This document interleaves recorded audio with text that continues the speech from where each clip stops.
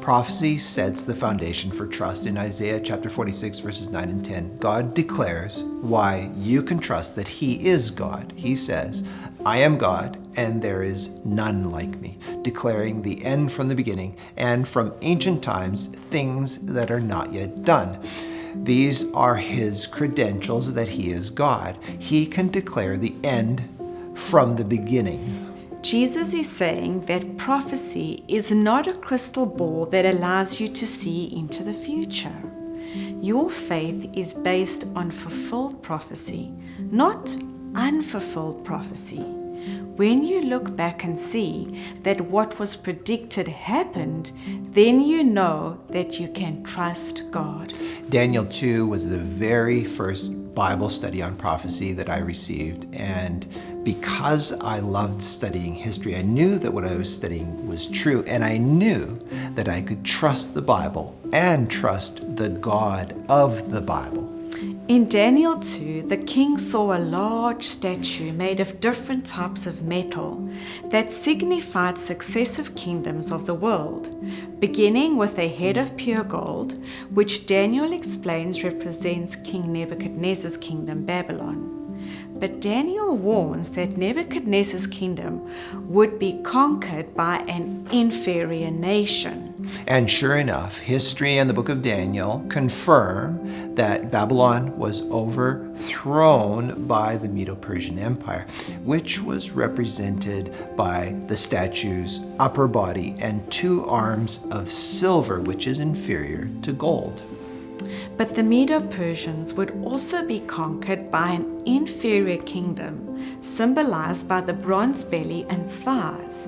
And history reveals that the Greeks, under Alexander the Great, conquered the Medo-Persian Empire.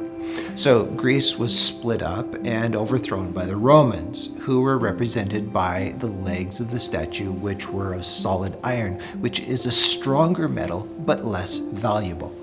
The 5th kingdom, the feet and toes, are described as being partly of potter's clay and partly of iron. So if you do a Bible study of the word clay or potter's clay, you will see that it has a religious association representing God's people. So this iron and clay is a mixing of the Roman iron power with a religious church power. History reveals how the church-state system of the Roman Catholic Church became embedded in the governments of Europe, and its influence spread to nations throughout the entire world. The prophecy ends with a rock striking the statue on the feet, crushing all the kingdoms, and becoming a mighty mountain, symbolizing God's eternal kingdom. This event has not yet happened.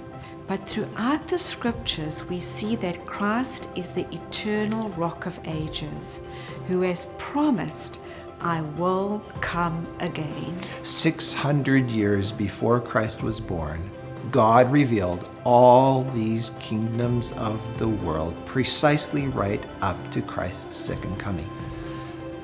But this is the point. Bible prophecy is not merely about acquiring head knowledge alone, knowing specific dates and details.